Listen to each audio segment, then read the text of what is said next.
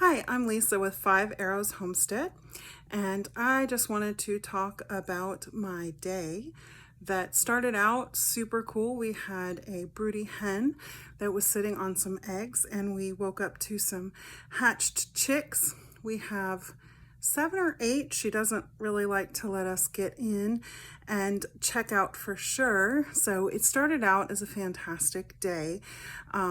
Seeing the new baby chickens with life on the homestead, and we were really excited about that.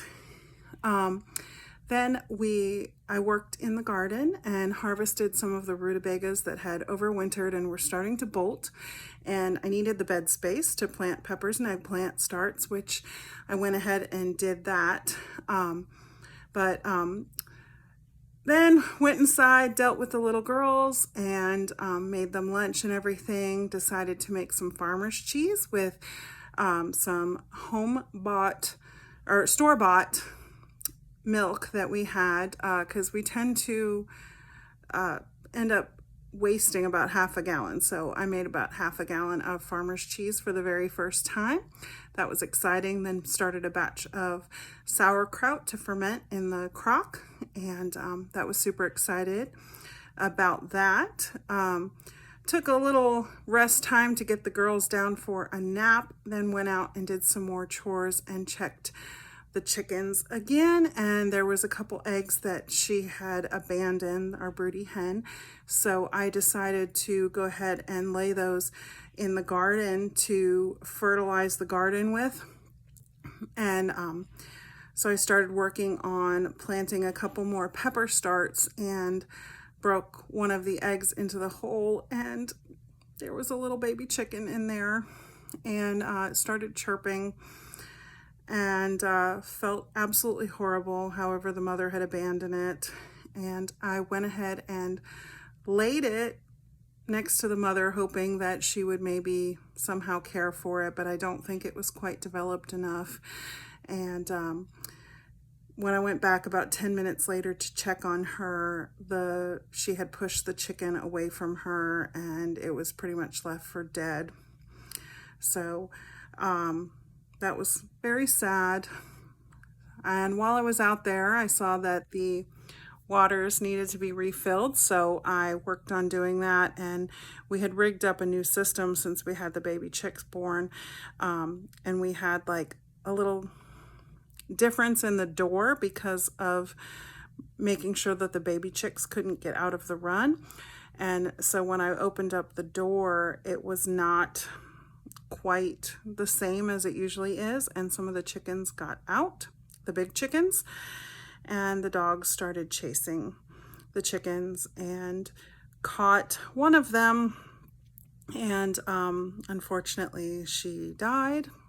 We were able to find the rest without harm, but I had a super emotional time with it because I felt like it was my fault, and I didn't want her death to be for nothing. So I decided that I was going to butcher this chicken because my husband was not home. He was at a men's event all day long, and I knew time was of the essence. We had only done this once before, and just with a single chicken, actually a rooster that we had.